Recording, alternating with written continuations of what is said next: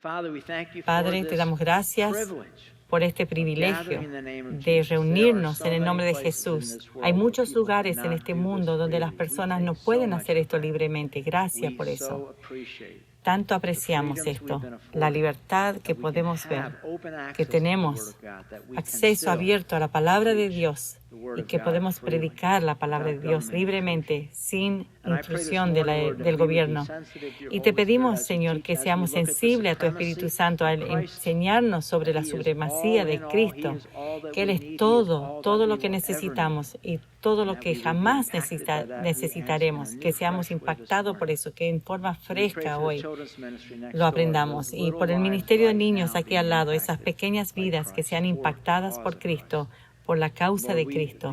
Señor, que esos maestros que no tienen idea qué es lo que van a enfrentar esos niños, pero pido que ellos sean preparados domingo tras domingo para estar firmes en un mundo que viene y donde van a pagar un precio por estar firmes, que estén preparados para ese día, que en ese día ellos estén disponibles para estar firmes en Cristo, que ellos estén firmes. Nosotros entregamos este tiempo, que tú seas honrado y glorificado en todo lo que hagamos y digamos. Y oramos en el nombre de Jesús, y todo el pueblo dijo amén. Estamos tan felices que estén acá esta mañana. Estamos en el libro de Colosenses, capítulo 1. Si necesitan una Biblia, te pueden encontrar y llevarte una Biblia. El entrenador sonrió al mirar su equipo de fútbol jóvenes. En un momento durante el juego, llamó a uno de sus jugadores de 7 años a un lado y le preguntó: ¿entiendes lo que es la colaboración? ¿Lo que es un equipo? El niño asintió con la cabeza. ¿Entiendes que lo que importa no es ganar o perder, sino cómo jugar como equipo? Una vez más, asintió la cabeza. Entonces continuó el entrenador: seguro que sabes que cuando se llama una sanción, no debes discutir, maldecir, atacar al referee o llamarle imbécil. ¿Entiendes todo eso? De nuevo el niño asintió. Siguió: y cuando te hacen salir del campo de juego para que otro niño tenga oportunidad de jugar, no muestra espíritu deportivo decirle al entrenador que es un idiota, ¿o sí? El niño volvió a sentir. Bien, dijo el entrenador, ahora vete y explícale todo esto a tu padre. Gallina. Ese entrenador no quería hablar al padre, entonces habló al hijo. Y sabe, la verdad es que tenemos una imagen similar de la diferencia entre hablar con Dios y con Jesús. Quizás estemos más cómodos hablando con Jesús que con Dios, por imágenes que tenemos en nuestra mente relacionadas a eso. Queremos corregir eso. Queremos ver lo que dice la Biblia. La semana pasada vimos estos versículos 15 y 17. Cristo es la imagen visible del Dios invisible. Él ya existía antes de que las cosas fueron creadas y es supremo sobre toda la creación. Por medio de Él, Dios creó todo lo que existe en los lugares celestiales y en la tierra. Hizo las cosas que podemos ver y las cosas que no podemos ver, tales como tronos, reinos, gobernantes y autoridades del mundo invisible. Todo fue creado por medio de Él y para Él. Él Cristo existía antes de todas las cosas, y Él, Cristo, mantiene unida toda la creación. Dwayne dio una excelente enseñanza la semana pasada y fui bendecido. Y tú también, seguro. Cuando le pedí que enseñara por mí ese domingo y le di los versículos que le tocaba, le dije: estás en deuda conmigo por darte esta parte de los versículos asombrosos. Pero antes de seguir, me gustaría señalar 2 puntos sobre estos versículos, 2 puntos adicionales a la enseñanza muy buena de Dwayne. La primera es verso 15a. Cristo es la imagen visible del Dios invisible. Cristo es la imagen visible del Dios invisible. ¿Cómo te imaginas a Dios? ¿Siempre lo ves sentado en su trono, con una corona en su cabeza, con un cetro en la mano? ¿Está muy serio, analizando, rebuscando con sus ojos? Quizás tiene rayos en sus manos, una voz fuerte que retumba, o un sonido de estática o electricidad constantemente en el trasfondo, refusilos emanando de su trono. siempre en el trasfondo, todos esos refusilos. Quizás te imaginas a Dios así, pero ¿cómo te imaginas a Jesús? Manso, amable, amoroso, perdonador, comprensivo, alzando a los niños.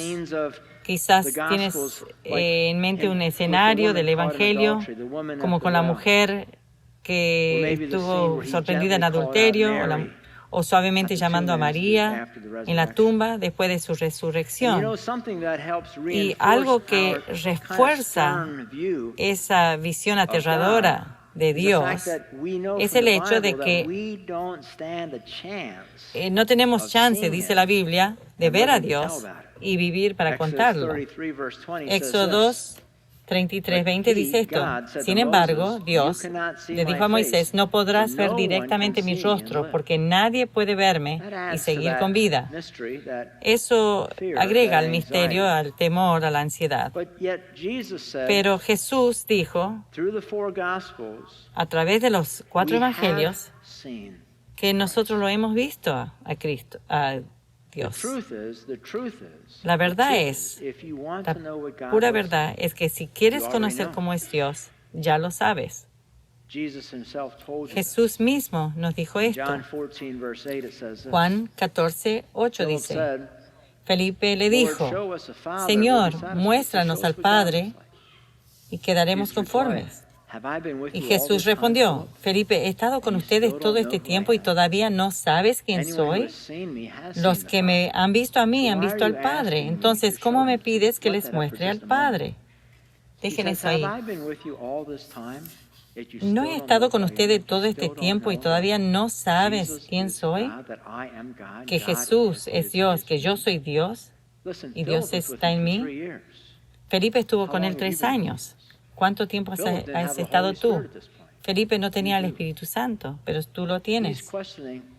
Él está cuestionando a Felipe. Nosotros tenemos el Espíritu Santo, pero él no. Y su respuesta era, el que me ha visto a mí, ha visto al Padre. Que es lo mismo que tenemos en el verso 15. Y dice esto, Cristo es la imagen visible del Dios invisible. Si me has visto a mí, me has visto en los evangelios, entonces has visto al Padre. Y amigos, este es algo muy grande, un dato enorme que comprender para sentirte seguro y aún bienvenido cuando entras al trono que Dios te invita a hacer. Este cuadro fue tomado de la visión de Ezequiel del atrio del trono y se nos invita a ese trono. Hebreos 4:16 dice, así que acerquémonos con toda confianza al trono de la gracia de nuestro Dios. Allí recibiremos su misericordia y encontraremos la gracia que nos ayudará cuando más la necesitemos. ¿Y cómo serás recibido por Dios cuando entres a ese trono y te acercas a Él? Es un poco intimidante, pero el próximo cuadro es lo que vas a encontrar. Ese es. Si me has visto a mí, has visto al Padre.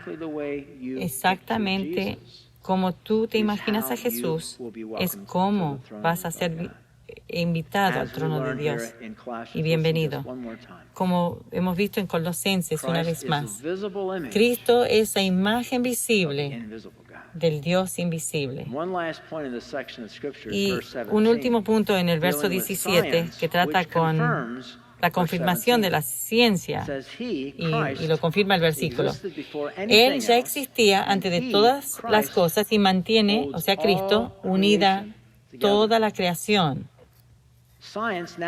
La ciencia confirma que hay una fuerza que mantiene juntos los protones y neutrones en un átomo y exactamente a la correcta distancia el uno del otro. Sin este sostén, la materia simplemente de los protones y neutrones no podría existir la materia. O sea, sin esta fuerza, la materia simplemente no podría existir. Y hay una fuerza predicha por la física cuántica, descrita por el mecanismo Higgs, que es una teoría que el universo está lleno de un campo electromagnético desconocido que mantiene el nucleón unido. Lo llaman las partículas de Dios. En un artículo titulado La física de partículas, modelo del mal comportamiento, habla de cuánto las neuronas, que simplemente son electrones visibles, pesadas e inestables.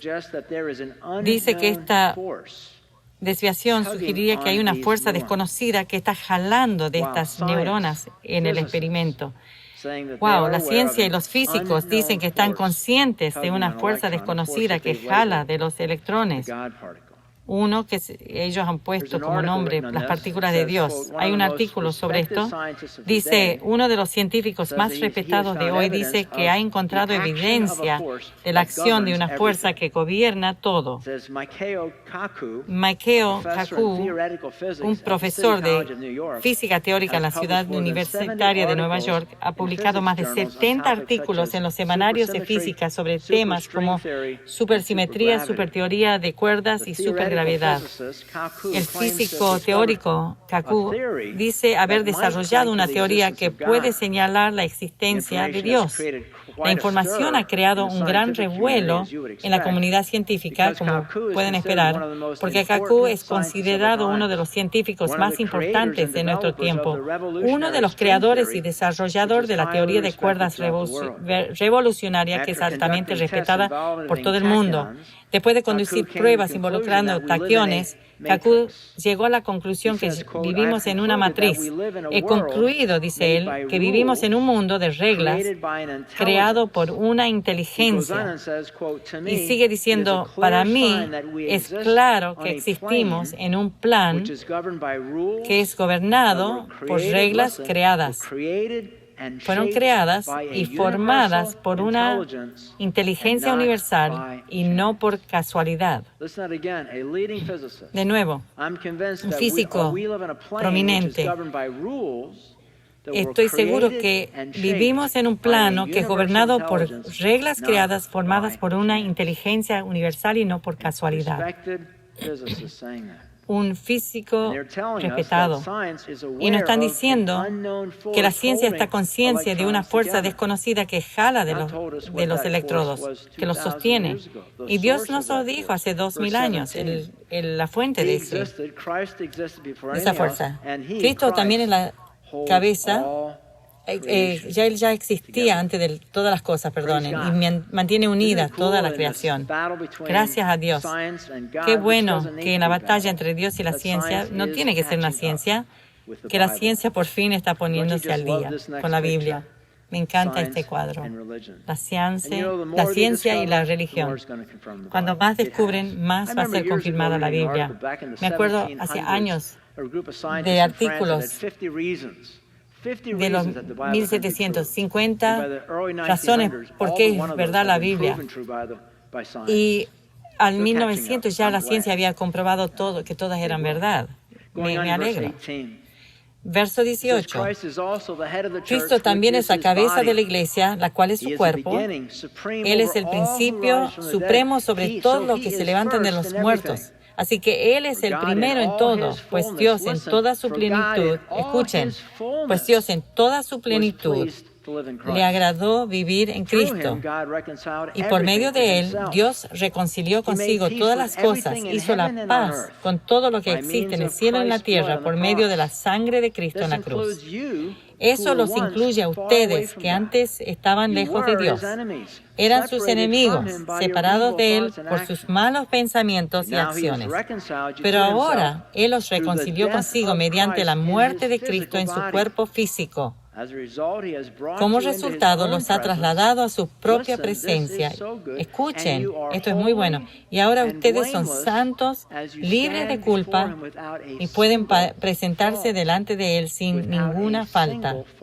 Sin una falta. ¡Qué palabras poderosas! Y qué verdad poderosa que representa. Veamos verso 18 solo. Cristo también es la cabeza de la iglesia, la cual es su cuerpo. Él es el principio supremo sobre todos los que se levantan de los muertos, así que Él es el primero en todo. Cristo es la cabeza de la iglesia. El tema de Colosenses es la preeminencia de Cristo. En griego, la palabra preeminencia es kafale, quiere decir todo lo supremo, dominante, excelso. Dice Pablo que Cristo es el principal, preeminente, supremo líder, creador de todo lo que se ve y no se ve, incluyéndote a ti y a mí, de todos nosotros, individualmente y corporalmente, como el cuerpo de Cristo. Y Pablo nos dice aquí que Jesús es el primero que se levantará de la muerte, y de hecho lo hizo. ¿Y qué evento señala Pablo aquí? Está señalando a la resurrección de Jesús de la tumba, después de su crucifixión. Y los ángeles confirmaron esto a las mujeres en la tumba de Jesús, que había vuelto de la muerte. Marcos 16:5. Dice, cuando entraron las mujeres en la tumba, vinieron a un joven vestido con un manto blanco sentado al lado derecho. Las mujeres estaban asustadas, pero el ángel les dijo, no se alarmen, ustedes buscan a Jesús de Nazaret que fue crucificado. No está aquí, ha resucitado. Ellos confirmaron eso y lo vemos igual en Romanos 8:29. Pues Dios conoció a los suyos de antemano y los eligió para que llegaran a ser como su Hijo, a fin de que su Hijo, o sea Jesús, fuera el Hijo mayor, primogénito, entre muchos hermanos. El primero en levantarse de la muerte, como vemos en Colosenses 1:18. Cristo también es la cabeza de la iglesia, la cual es su cuerpo. Él es el principio supremo sobre todo lo que se levantan de los muertos. Así que Él es el primero en todo, aún de levantarse de la muerte. Pero algunos podrían discutir que esto simplemente no es verdad. Podrían decir, otros se levantaron de la muerte antes de Jesús. Jesús no fue el primero que resucitó de la muerte. De hecho, Jesús mismo resucitó a muchos antes de su resurrección. Ejemplo, Lázaro. En Juan, María y Marta en la tumba, cuando Jesús llega, le dice esto en Juan 11. Entonces Jesús gritó, Lázaro, sal de ahí. Y el muerto salió de la tumba con las manos y los pies envueltos con vendas de entierro y la cabeza enrollada en un lienzo. Y Jesús le dijo, quítenle las vendas y déjenlo ir. ¿Quieren pensar en lo que hizo? Capaz que bailó, capaz que estaba bailando y gritando. Pero Él se levantó de la muerte. Entonces, ¿cómo puede decir Jesús que fue el primero que se levantó de la muerte? Porque Jesús era el primero que volvió de la muerte en un nuevo cuerpo resucitado, poderoso, y en este nuevo cuerpo resucitado, eterno, que nunca va a morir. Porque Lázaro, cuando él volvió de morir, volvió a morir. La hija de 12 años de Jairo, cuando Jesús la levantó de la muerte, ella volvió a morir. Tabita, en Hechos 9, que Pedro levantó de la muerte, volvió a morir. Pero el cuerpo de Jesús y tu cuerpo resucitado nunca más morirán, porque todos volvieron en sus trajes terrenales. Pero cuando Jesús volvió de la muerte, Él volvió en su nuevo cuerpo resucitado, el mismo cuerpo que tú y yo traeremos un día cuando moramos. La Biblia nos asegura de esto en 1 Corintios 15. Los que son terrenales como el hombre terrenal y los que son celestiales como Cristo son como el hombre celestial. Al igual que ahora somos el hombre terrenal como el de Adán, escuchen, algún día seremos como el hombre celestial, como Cristo. Filipenses 3:21. Él tomará nuestro débil cuerpo mortal y lo transformará en un cuerpo glorioso igual al de Él. Lo hará valiéndose del mismo poder con el que pondrá todas las cosas bajo su dominio. 1 Corintios 15:42. Lo mismo sucede con la resurrección de los muertos. Cuando morimos, nuestros cuerpos terrenales son plantados en la tierra, pero serán resucitados para que vivan por siempre. Nuestros cuerpos son enterrados en deshonra, pero serán resucitados en gloria. Son enterrados en debilidad, pero serán resucitados en fuerza. Son enterrados como cuerpos humanos naturales, pero serán resucitados como cuerpos espirituales, pues así como hay cuerpos naturales, también hay cuerpos espirituales. Vas a tener un cuerpo como el de Jesús, que hace su cuerpo, entra y sale de un cuarto así nomás. Podía ser tocado y visto. Pon tu mano en mi costado, en mis manos. Tenía sustancia. Tú vas a tener un cuerpo como el de Él. ¿Estás emocionado por eso? ¿Quieren dejar eso? Si eres joven, quizás puedes decir, todavía no. ¿No es bueno que Dios armó todo esto, que comenzamos como un bebé y después maduramos y maduramos y maduramos y nos hacemos más viejos que estamos, más preparados estamos para tener un cuerpo nuevo? Si empezaríamos como viejos y nos haríamos más jóvenes, diríamos, no, se está mejorando, ¿por qué voy a irme ahora? Que es muy sabio lo que hizo Él. Por eso mucha gente cuando son mayores, los cristianos mayores, llegan a tener tanta gracia porque ya están listos, ya no tiene atracción para ellos. Uno ve esos rostros, ya no es su hogar. Es algo hermoso. Tenemos tanto esperándonos. Alguno puede pensar en 100 años de aquí. Entonces nos juntemos todos, pongamos en el calendario y hablemos como cuando recibimos nuestro nuevo cuerpo. Está todo tan bueno. Nos reunamos, ¿sí? Estamos todos juntos de aquí a 100 años. Yo lo voy a recordar. Debe haber algún botón que yo pueda apretar. Le voy a recordar. Verso 19. Pues Dios en toda su plenitud le agradó vivir en Cristo. Esto es asombroso. Dios en su plenitud se plació vivir en Cristo. Hay dos puntos aquí. Uno, Dios en su plenitud moró en Cristo. F.F. Bruce, el comentarista, dijo, la totalidad de la esencia y poder divino reside en Cristo. Y todos los atributos de Dios, su poder, espíritu, su sabiduría, autoridad y gloria están revelados en Cristo. Wow. Y sin embargo, con todo ese poder, todo el poder de Dios viviendo en su cuerpo, a la misma vez, Él fue manso y humilde. Mateo 11 nos dice eso. Jesús dice, pónganse mi yugo, déjenme enseñarles, porque yo soy humilde y manso de corazón.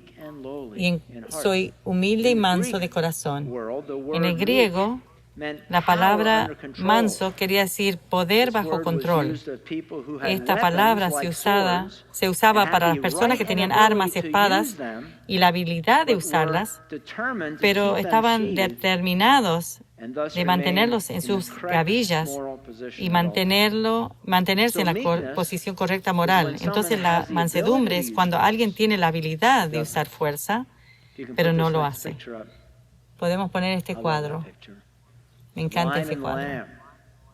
El león y el cordero, la mansedumbre y el poder. Me encanta esa foto.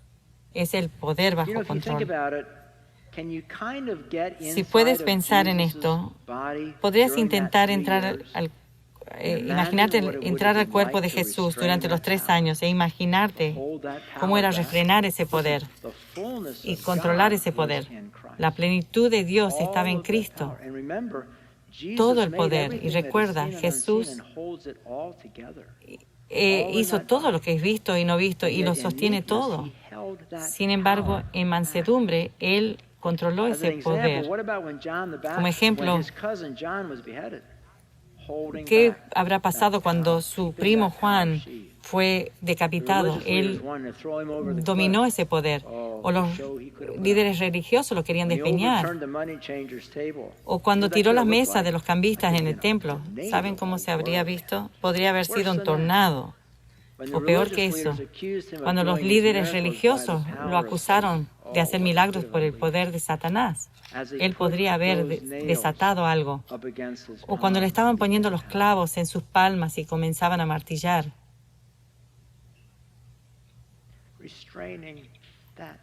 Él dominó ese poder. Y la segunda parte, Colosenses 1:19. Dice esto: pues a Dios en toda su plenitud le agradó vivir en Cristo. Dice que Dios en toda su plenitud le plació vivir, morar en Cristo. Y esto habla de cómo era su relación, o cómo es Dios y Jesús. Dios honra a su Hijo y su Hijo honra a Dios. Juan 17:1 dice esto. Después de decir estas cosas, Jesús miró al cielo y dijo: Padre, ha llegado la hora, glorifica a tu Hijo. O sea, Dios le dice: glorifica a tu Hijo para que Él a su vez te dé gloria a ti. Y después, Juan 17:5, ahora Padre, llévame a la gloria que compartíamos antes de que comenzara el mundo. Y sin embargo, Jesús se dominaba y no quería actuar sobre la plenitud que residía en su cuerpo humano. Filipenses 2:6 dice esto: aunque era Dios, no consideró que el ser igual a Dios fuera algo a lo cual aferrarse. En cambio, renunció a sus privilegios divinos, adoptó la humilde posición de un esclavo y nació como un ser humano. Cuando apareció en forma de esclavo y nació como un ser humano, cuando apareció en forma de hombre, se humilló a sí mismo en obediencia a Dios y murió en una cruz como morían los criminales. Entonces vemos que le plació a Dios dar a Jesús la plenitud de todos los atributos de Dios. Y aunque Jesús tenía todo el poder de Dios bajo su control, jamás actuó con ese derecho. Él reconoció su derecho de usar ese poder cuando fue arrestado en el Monte de los Olivos. Dijo esto en Mateo 26:53. ¿No te das cuenta de que yo podría pedirle a mi Padre que enviara miles de ángeles para que nos protejan y Él los enviaría de inmediato? Entonces recuerda que si la mansedumbre es poder bajo control, entonces ningún ser humano jamás podría haber sido tan manso como Jesús, porque al caminar sobre la tierra por 3 años, Él podría haber salido rugiendo como un león y sacado su espada, pero jamás lo hizo. En Colosenses 1:20. Y por medio de él, Dios reconcilió consigo todas las cosas, hizo la paz con todo lo que existe en el cielo y en la tierra, por medio de la sangre de Cristo en la cruz. Nota, esto no se aplica solamente a las personas. No, es mucho más amplio que eso, más profundo. Dice que por medio de Cristo, Dios reconcilió todas las cosas a sí mismo. Busqué 25 traducciones. Todas decían todo u todas las cosas. No solo gente. Este es un pensamiento más profundo que él mismo ha encontrado en Romanos 8, donde toda la creación anhela ver cómo era el mundo antes de la caída, antes de que Adán y Eva coman del fruto prohibido. Romanos 8:19 dice: pues toda la creación espera con anhelo el día futuro en el que Dios revelará quiénes son verdaderamente sus hijos. Contra su propia voluntad, toda la creación quedó sujeta a la maldición de Dios. Sin embargo, con gran esperanza, la creación espera el día en que será liberada de la muerte y la descomposición y se unirá a la gloria de los hijos de Dios. Pues sabemos que hasta el día de hoy, toda la creación, como los animales y las plantas, gime con angustia como si tuvieran dolores de parto esperando este evento. ¿Y cómo se verá ese día?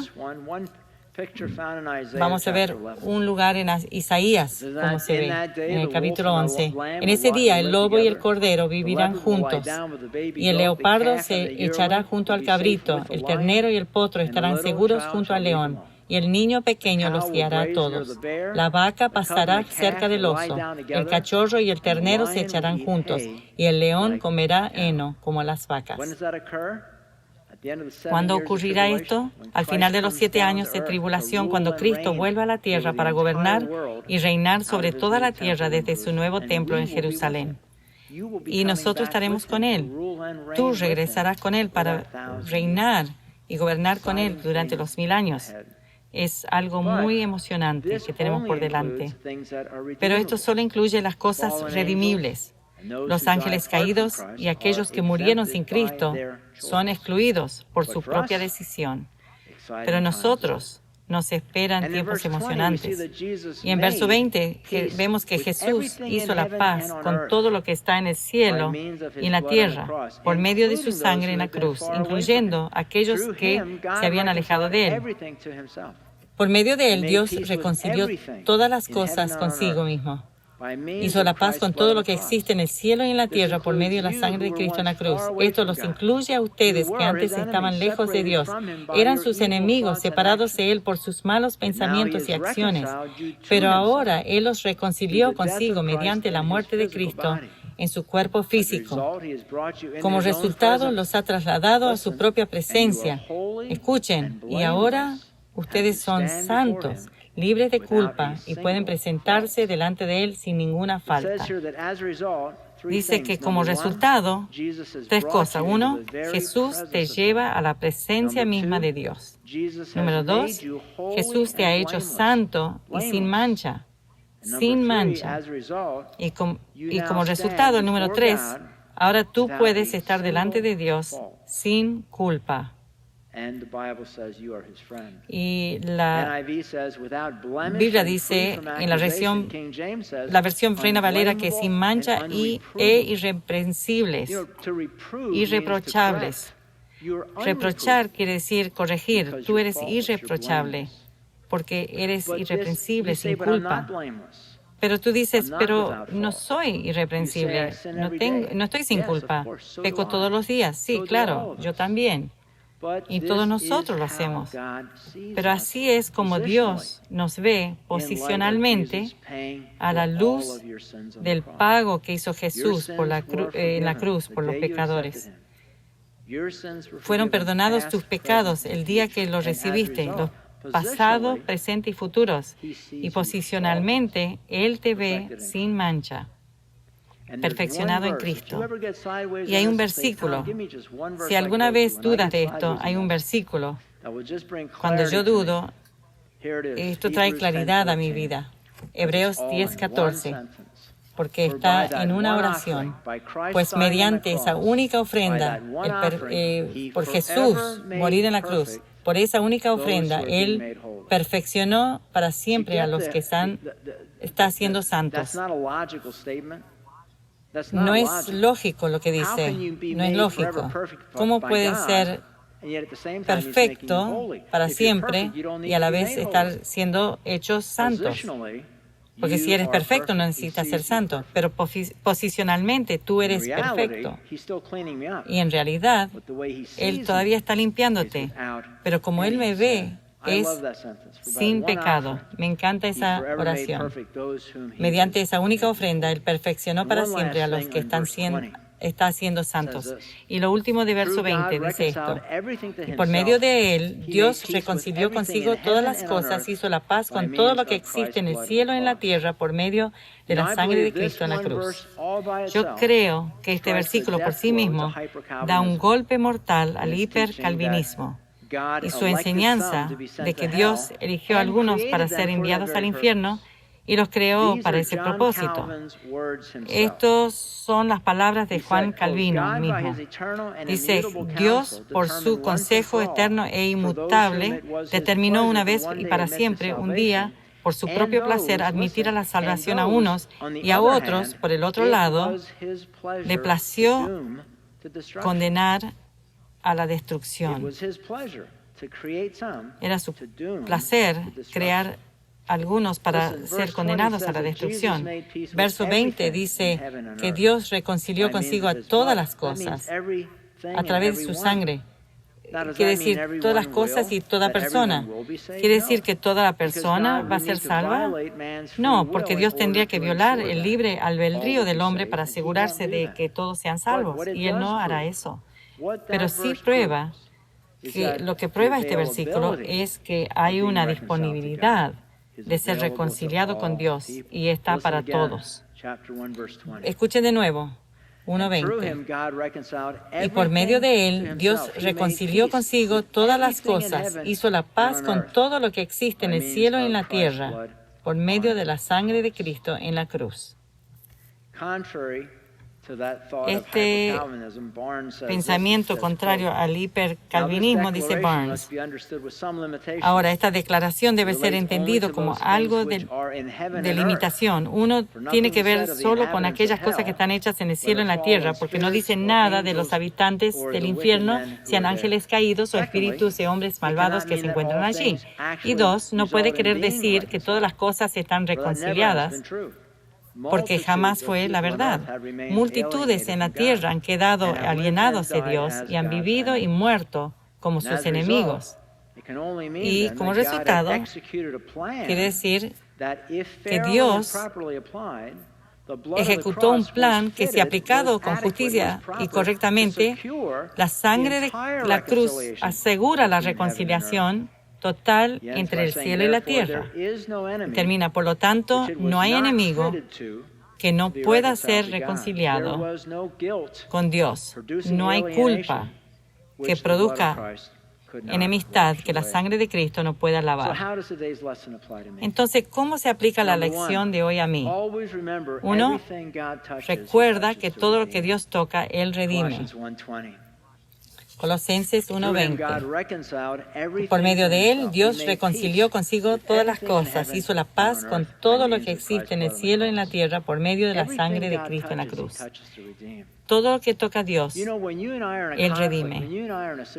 Cuando tú y yo estamos en un conflicto o en una situación, un desacuerdo con alguien, y tratas de redimirlo tú mismo, quizás puedes hacer un buen trabajo para beneficiarte a ti, pero ¿qué tal de la otra persona? No me importa la otra persona, es el problema.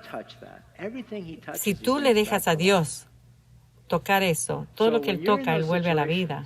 Entonces, cuando estás en esa situación y tú dices, Dios, yo quiero que esta situación sea redimida, esta situación sea redimida para todos.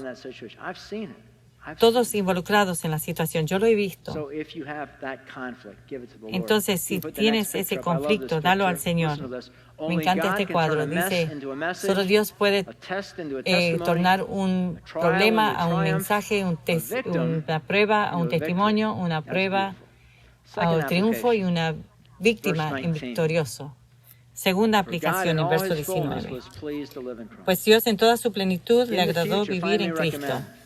En el futuro, cuando te imaginas, te recomiendo, cuando te imaginas a Jesús en la cruz, trata de imaginarte a Jesús empujando sus brazos hacia la cruz.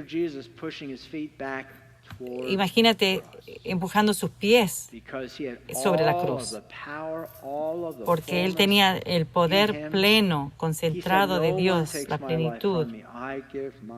Y Él dijo, nadie quita mi vida, yo doy mi vida. Con todo ese poder en ese cuerpo humano, te puedes imaginar la tentación de sacar esos brazos. No creo que Él estaba tironeando, jalando en eso. Me sorprende que la cruz no se haya roto.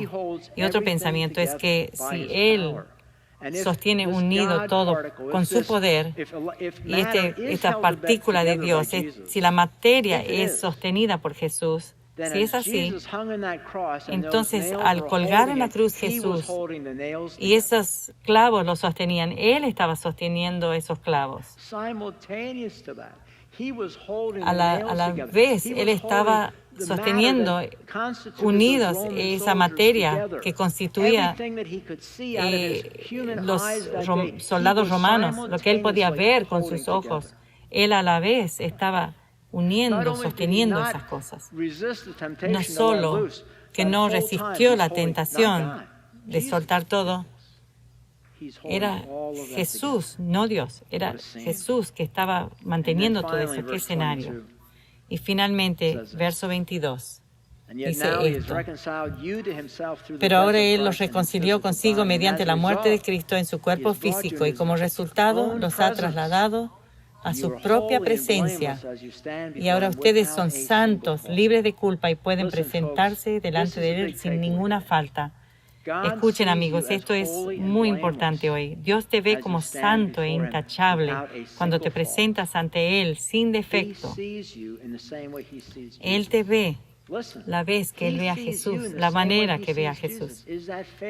Él te ve a ti como Él ve a Jesús. Pero quizás no es lógico, pero es justo. Jesús murió para que tú puedas ser visto así, para que Él te pueda ver como Él ve a Jesús. Cada mañana, casi toda la mañana, yo estoy en mi oficina, en el primer piso, estudiando, y Ted se levanta un poco después y baja, y me trae una taza de café, otra taza, y entra y toca mi puerta, se esconde y le digo, Ted, ¿eres tú? Ven aquí. Y él entra y dice, oh, Tom, y le doy 5 veces beso en su cabeza, le doy un abrazo. Entonces lo beso 5 veces y dice, recibí 5. Pero esa mañana él entró y estaba vestido de blanco. Tenía pantalones y una remera blanca y le digo, Ted, te ves como un ángel. Dice, oh, gracias, Tom. Entonces vuelve arriba, al piso de arriba, y le escuché diciéndole a Sue, Tom dice que yo me veo como Jesús. Y yo subí después y yo dije, él realmente lo dijo correctamente más que yo. Porque Dios sí lo ve como Jesús. Dios te ve a ti como Jesús. ¿Sabes lo que debe decir a alguien, a un creyente o a un ser amado? Decirle, tú te ves como Jesús. Es como Dios te ve. ¿Quieres ver las cosas como Dios las ve? Entonces dile, tú te ves como Jesús. Eso sí que me recordaría a mí. Te ves como Jesús. Uy, no sé si lo hice hoy, pero quiero hacerlo. Escuchen, amigos, esa es la realidad. Así Dios te ve. Santo, sin mancha, sin culpa. Cerremos en oración. Padre, ¿cómo puede ser que tú, siendo Dios, puedas morir por mí? ¿Cómo puede ser que el justo muera por los injustos? Aquel que nunca pecó tomó el pecado de toda la humanidad y voluntariamente colgó en una cruz para que seamos perdonados y tengamos vida eterna. Padre, no entendemos eso. Cuando más entramos a la Biblia y más buscamos y más vemos, menos sentido tiene que el Creador murió por los creados. Cuando podrías haber dado un chasquido de dedos y podrías haber hecho una versión más obediente del hombre, pero había algo en nosotros que tú no podías hacer, algo de nosotros que hacía de que tendrías que redimirnos para volvernos. Y estamos tan agradecidos por las personas que has puesto en nuestra vida, que nos dio a Jesús. Y si estás aquí en esta mañana y estás mirando por internet o escuchando la radio y nunca aceptaste a Cristo como tu Señor y Salvador, ¿por qué? ¿Por qué demorarías esto? Él te ama tanto. Y todos nosotros que estamos en Cristo podemos saber que nuestra vida no comenzó hasta que vinimos a Cristo. Solo comenzó tu vida. Tu vida no ha comenzado todavía si no has entregado tu vida a Cristo. Si quieres hacer eso, es un salto de fe, pero nunca te desanimará. David dijo, una vez fui joven y ahora soy viejo y nunca vi a Dios desamparar a un justo. Nunca un hombre que pone su fe en Dios es desilusionado. Si quieres hacer eso esta mañana, te animo que hagas esta oración en quietud. Padre, reconozco que he pecado. Te pido que me perdones. Y recibo a Jesucristo como mi Salvador personal y Señor. Su muerte en la cruz para que mis pecados sean perdonados. Su muerte en la cruz para que yo tenga vida eterna. Gracias, Jesús, por amarme tanto. Ahora, Señor, todos hacemos esta oración. Ayúdanos para vivir una vida que te honra, que te alaba, como manera de agradecerte por este don inmerecido y gratuito. Y oramos en el nombre de Jesús, y todo el pueblo dijo...